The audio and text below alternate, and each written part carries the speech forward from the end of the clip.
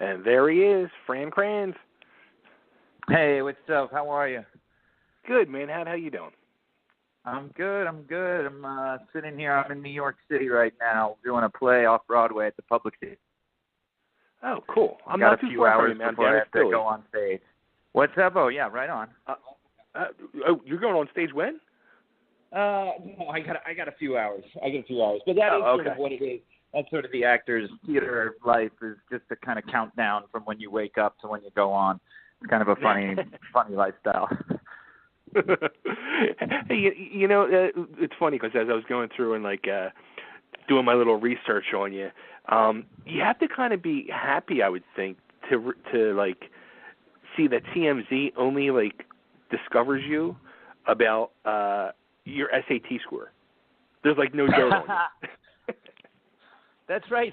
I remember someone mentioned that to me because you don't necessarily always know who's behind the camera or which camera, what camera's for what, outlet or whatever. And I believe I was doing press for this movie, Murder of a Cat. Great movie, by the way, underrated movie. You get a lot of people just sort of shouting things in your face. I was working with Nikki Reed, so everyone was really interested in her. And then, there's one guy with a camera in the middle of all these other guys, and he's like, hey, is it true you have a 1600 or whatever he said? Yeah. And it was funny to learn that was on TMZ. Yeah, it's not bad. That's not too bad. And for the record, I did not get a 1600.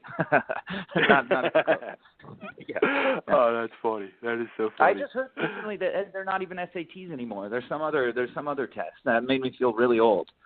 Yeah. Oh, really? Yeah, I don't know. They got another name. There's another scoring system. Kids these days, are just totally out of touch. They're changing everything, and they're trying to change money to bitcoins now too. So they're just changing the world. Right. If I had taken the test today, I would have gotten a 1600. Let's put it that way. Yeah. There you go. Yeah. I've never taken a test, so I probably would get nowhere near 1600. Avoid it. Yeah. So something else I came across too, and I don't know if you've ever seen this. Have you ever done a search for yourself on YouTube, and then you find somebody did a tribute or video to you, to your one character? I think one of the the thing that actors are probably most ashamed of and try to help support one another to not go there is the Google search. That's a dark place for an actor to sort of just maybe if you're down on yourself late at night, if you had too much to drink or you got a pint of ice cream and you're on Google looking at yourself up. Yeah, it's a sad place to be. I've seen some funny things. Yeah, I've seen some really, really funny things. I know IMDb has there's a whatever fan page or notes or what's it called? There's a much more simple name for it. It's just escaping me. But yeah, I've definitely gotten most annoying actor in the world. Who is this guy? I know because I've done a lot of work with Joss Whedon, and he's got some real passionate fans. And I remember as soon as Dollhouse started, there were just all these kind of things online ranking the actors. I'm like, wow, this is so intense. It's after one episode, everyone's 1 through 10. And I was consistently at the bottom. But I will say as the show went on, I remember working my way to the top. And then now I feel like I'm sort of a beloved character in that universe on that show. But yeah, I've seen some funny things on YouTube, seen some really unfortunate Google images, Nick Nolte worthy Google images. And it's not even a mugshot. It's just me, it's just me hanging out. It's oh no, what's the matter with him?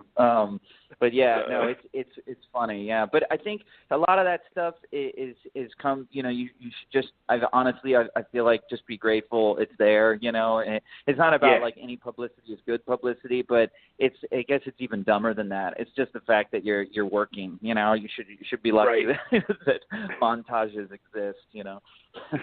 Well, there was this one who really she puts this. I'm thinking it was a female. She did this tribute of all your best scenes from Dollhouse, and then cool. I read the usually when you read comments or the description, some of these people are just the ugliness of hatred comes out and all, but it was so nice and loving, you know. And I have to read this for you. I don't know if you've ever heard this one, but Oh God, she okay, said, good. she said, "Oh, my love for Topher Brink is insane. How adorable is that little sociopath in a sweater vest? I'm not even kidding when I tell you that I am obsessed with Fran Kranz." Oh, that's nice. That's nice. Even sociopath is somehow flattering. Yeah. No, Isn't it? That's great. That's great. Yeah. No, you know, I mean, that was the beauty of that role. I mean, that show, that's an underrated show. I mean, I think that show was ahead of its time. You know, we're seeing the success of Westworld today. And personally, I watch that show and I'm like, man, this is so much like Dollhouse. This is so much what we were doing. And this is not a criticism of Fox. It's just, I think at the time, you know, we didn't have cable streaming outlets and content that we do today. Right. I think Dollhouse, you know, the people wanted to be on network television. This is where you brought things before a Hulu or a Netflix, and so I think today, if it was on a streaming outlet or a cable show where it really was allowed to sort of breathe outside of the parameters of network television, which, you know, not necessarily a bad thing, it's just what they are. I think Dollhouse right. would have been a whole other thing, a whole other level of success. But yeah, that role, I think the Joss, you know, he stuck with that role. He was sort of committed to kind of, you know, sticking to his guns about who Topher was, and he was kind of a slow burn because I mean, like I said, I think people were really, you know, put off by the guy, and he's just what an annoying, you know, like you said, like she said, he said, whoever that was, sociopath. But at the end of the show, you know, you feel like incredible kind of love for the character and his like conflict and moral dilemma. It became such an interesting character, I think, because it was grounded in so many negative traits, you know, that I mean, that the humanity became so much more impressionable and impactful later on when you sort of discovered that. So that was a real gift as an actor. That's awesome. Now how about like right now you're doing this off Broadway, and you've done these other movies and shows where, you know, either they're romantic comedies or thrillers or drama or horror. Like which do you like really see yourself being happiest or think that you shine the most? Yeah, I mean that's a great question. I mean, I fell in love acting. You know, you're in high school and college, and you get to do so many different things. You know what I mean? You're playing characters totally age inappropriate, right? You know, everyone's like, I don't know, you're playing, you know, Shylock in The Merchant of Venice, and you're like 16 or whatever. You know what I mean? And so right. That's kind of the beauty of school. But because of that, I think as an actor, I'm speaking for myself, you enjoy doing different things. You feel like you are good at doing different things, and I've always felt like I was a really sort of versatile actor, and I feel like those are my strengths. And so I believe I can go back and forth between drama or comedy, theater, and film, and they fulfill me in different ways. And that's why ideally, you know, the ideal career would be to bounce back and forth and sort of always be able to kind of flex and work those different muscles and creative outlets. I mean, with The Truth About Lies, it's a romantic comedy for sure, and the character Gilby, you know, sort of this main character is this kind of pathological liar and deadbeat. The so much of the beauty of this role in this movie is that anything was game, like anything could fly. Phil Locko, the writer director, he really encouraged us to improvise and ad lib, because the idea being that these are people sort of struggling to connect and will say and do anything. So there was a kind of there's a sincerity and a sweetness to it, and what these people are, they're trying to find love, and then there was a comedic element, obviously, and just how absurd it is, and the things they will do and say. But it allowed, as sort of strange as this seems, like it really sort of, for me, was a nice blending of genres and sort of skills to sort of be able to kind of improvise in a romantic comedy, both like aiming for laughs and truthfulness, so it was a really satisfying, fulfilling experience. Yeah, I think people will enjoy it, and probably regrettably relate to more than they care to admit. It's funny because as I watched it last night, and I was even saying to myself, like, for quite a few lines, I'm like, I wonder if that was ad-libbed, like, because it just seemed like it just flew off the cuff. And one line especially, I said to myself, I got to know. After your apartment burns down, and the fireman is telling you, and then he just stops and he says, "Do you want to sit in the fire truck?" I was like, that had to be ad lib. Yeah. Yes, that was. And man, dude, he was so fantastic. And now I need to like get on IMDb because he deserves a shout out right now. Because yes, absolutely that line was improvised. And yeah, I mean that was the beauty of Phil is there's a lot of writer directors that are very precious with their work, right? And as they should be, right? But I think Phil recognized the importance of this movie feeling authentic would be to allow some room for ad-libbing and all that. But certainly that line was such a fantastic sort of button, on the end of that scene. And yeah, he was great. He was fantastic. Now, how about the scene when you go into the yoga class for the first time? How long did it take you to shoot that to get you to stand on your head? Oh, I know. Well, it's funny because we were with the studio. We were shooting inside the studio itself, and then kind of in that lobby or whatever. So we had the earlier part of the day to be able to shoot another scene. And so between takes and stuff, there was an instructor. There was a real yoga studio, and she was teaching me a handstand because I've done some yoga classes, of course, and sort of was not like completely unfamiliar. But no, I'm not like when it gets to that part of a class when everyone's like doing a handstand or up against the wall, I'm just like sitting, resting, like collecting myself. And so yeah, I practiced with her for a while, and so that was basically what it was. You know what I mean? It was like I was able to get up there and just like fall down, and she was, encouraging me to fall in a safe way, and then I did the best to do that. But it's funny, you talk to stunt guys, and for the most part, they're always just like, you just have to do it. We're just willing to get hit. We're just willing to fall. You know what I mean? It's not necessarily a secret to it. It's just like, we'll take the pain, It's going to hurt no matter which way you try to do it. Chris LaPonta is the name of the fireman. Chris LaPonta. Let's give him a shout out. He was fantastic. Now, how about it's funny too with this movie because I mean it is a nice. I mean once I read the summary of it, and before I even watched it, I was like, oh, this is going to be funny.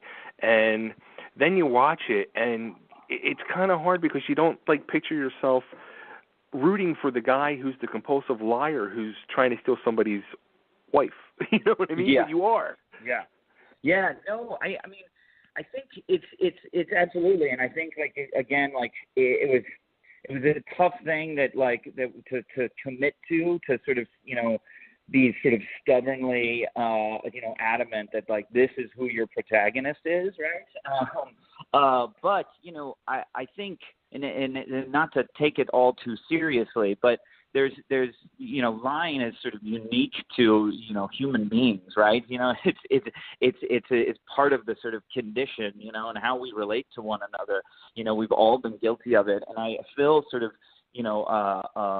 sprinkled the movie with these title cards from all these kind of famous, thinkers over the ages, and who's all in there? I forget, Mark Twain or Socrates or whatever, and they're all sort of commenting on lying, and it, just a kind of reminder that this is something that we do, just period, we do it, So not to sort of forgive, or not that it at all sort of it makes his behavior okay, but it's sort of the reminder that we are complicit and guilty in this kind of behavior. And so every character in the movie sort of does their share. It was important that no one was two-dimensionally good or bad, that everyone had some part in the sort of absurdity that takes place, because the movie's beyond this kind of love triangle. There's like 6 different people sort of involved in this kind of messy, it's like a hexagon, of love or whatever, Right. Everyone is sort of a big mess at the end.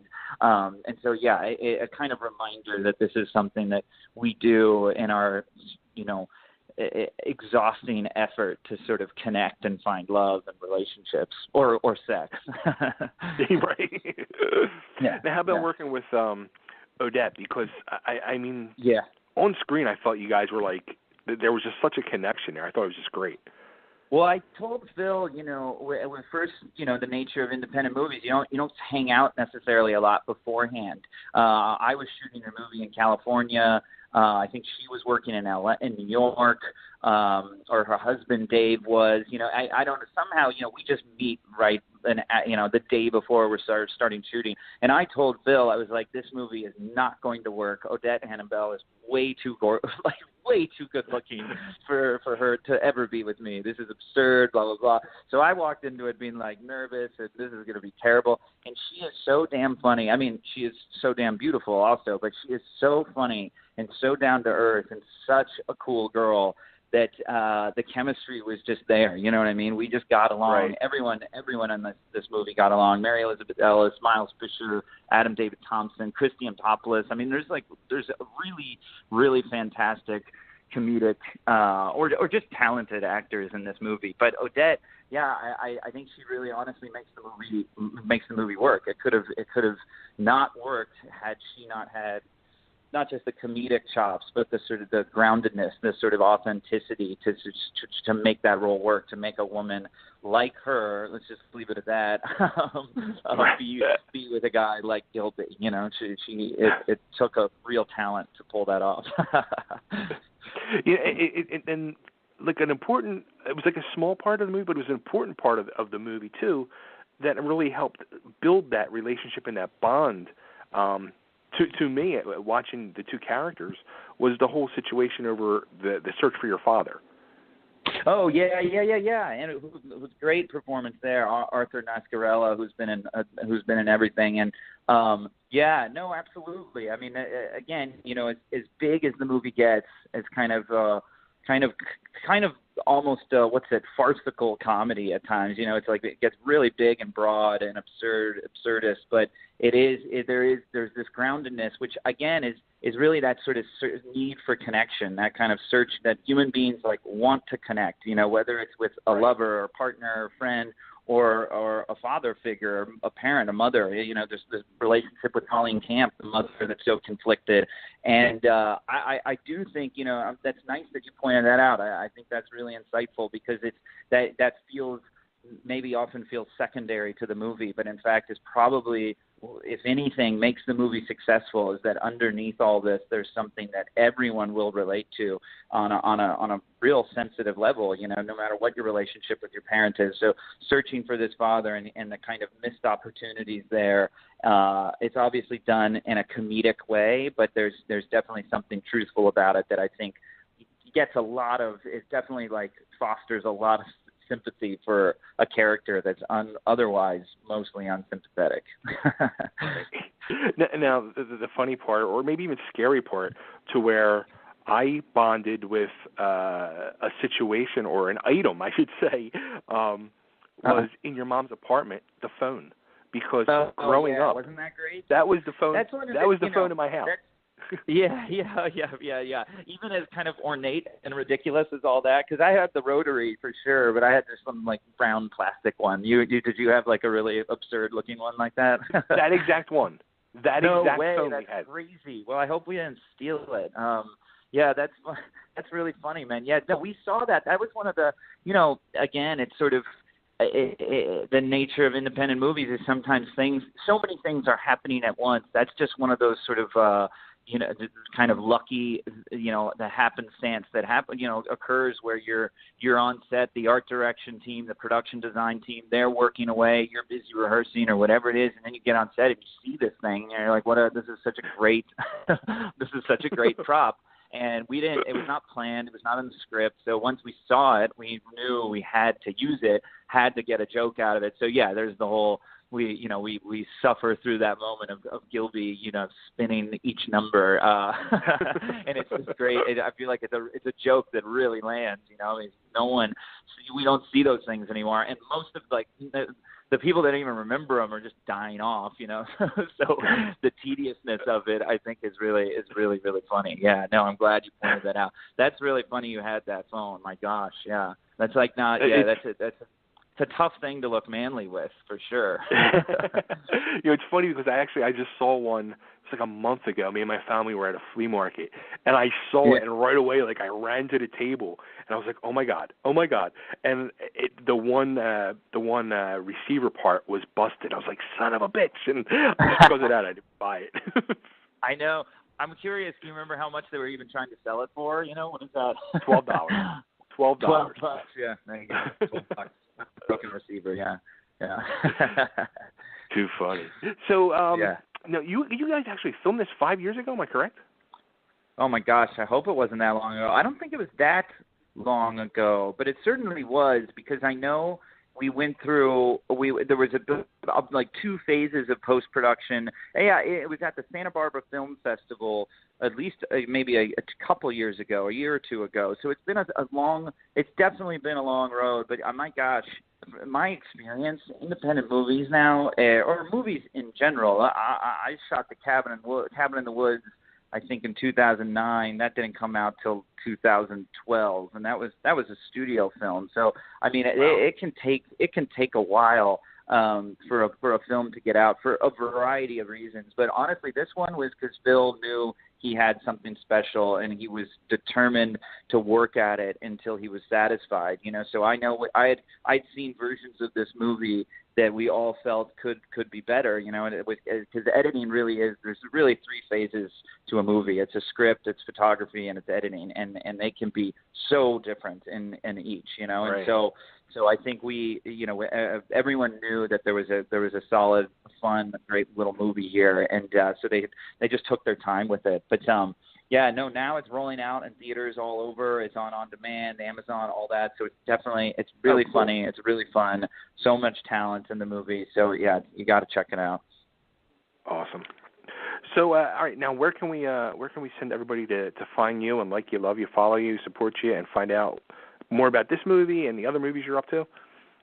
I'm so bad at I need like a life coach or a social media coach to get my act together. I am on Twitter. It's at Fran Kranz, and every few years I go on and say hi to someone. But no, I need to do better. But honestly, I really like to connect to my fans that way, and I've definitely been known to direct message fans in order to coordinate whatever. I just gave away some tickets to some fans for my play. I'm doing a play at the Public Theater right now called Illyria, a new play by Richard Nelson. Kristen Connolly from Cabin in the Woods is in it. John Magaro, Will Brill. There is an incredible cast. And I have a movie coming out this spring that I also produced, and I'm acting in as well. It's A Midsummer Night's Dream, the Shakespeare play set in modern-day Los Angeles. That's got a fantastic group of actors. Yeah, so that we're still waiting for a specific release date, but it's spring 2018, and I'm really proud of that, and that will be in theaters around the country, so that'll be fun too. That's awesome. Will you have to come back on then and promote that as well? I would love that. Yeah, I'll get back to you. Yeah, I'm thinking like May. I'm thinking May for that. But yeah, definitely, that would be really fun. Very cool. Different movie, but fun. Very cool. Looking forward to it. And I enjoyed this movie very much, so everybody needs to check it out. The Truth About Lies. Yeah, please. The Truth About Lies. It's great. Cool. Fran, well, thank you so much, man. Hey, can I get you to cut a quick ID before I let you go? This is Fran Kranz, and you're listening to Totally Driven Radio. Absolutely. This is Fran Kranz, and you're listening to Totally Driven Radio. Awesome. Fran, thanks so much, man. Yeah. Take care. Talk to you later. Thanks. Bye. Bye.